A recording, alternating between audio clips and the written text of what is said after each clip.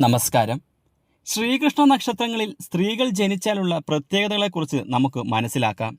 ആദ്യം നക്ഷത്രങ്ങൾ ഏതൊക്കെയെന്ന് നോക്കാം.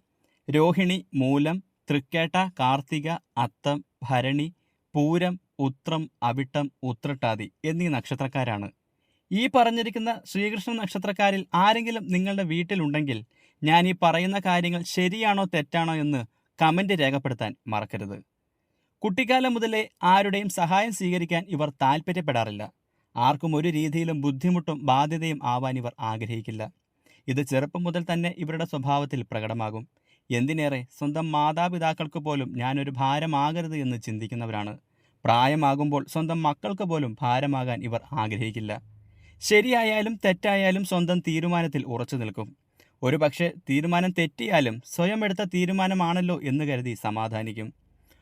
ഉള്ളതുപോലെ ആരുടെയും മുഖത്ത് നോക്കി പറയുന്നതിനാൽ ബന്ധുക്കളും അടുത്ത സുഹൃത്തുക്കൾ വരെ ഇവർക്ക് ശത്രുക്കളാകും. മറ്റുള്ളവരെ പൊക്കി പറയാൻ ഇവർ നിൽക്കാറില്ല. നിസ്സാര കാര്യങ്ങൾക്ക് പോലും പെട്ടെന്ന് പിണങ്ങും. ചെറിയ ചെറിയ കാര്യങ്ങളിൽ പോലും സന്തോഷം കണ്ടെത്തും. ആഗ്രഹിച്ച കാര്യം നേടിയെടുക്കുന്നതുവരെ പരിശ്രമിക്കും. അതിനായി എന്ത് ത്യാഗവും സഹിക്കാൻ ഇവർ തയ്യാറാണ്. വളരെയേറെ ആഗ്രഹിച്ച കാര്യങ്ങൾ കയ്യിൽ നിന്നും തട്ടിത്തെറിച്ചു പോകാനും ഇടവരും. ആപത്ഘട്ടങ്ങളിൽ സഹായിച്ചവരെയും കൂടെ നിന്നവരെയും ഇവർ മറക്കാറില്ല. ഈ പറഞ്ഞിരിക്കുന്നത് ഈ നക്ഷത്രക്കാരുമായി പൊരുത്തപ്പെടുന്നുണ്ടെങ്കിൽ ശരിയെന്നും അല്ലെങ്കിൽ തെറ്റെന്നും കമൻറ്റ് രേഖപ്പെടുത്താൻ മറക്കരുത്.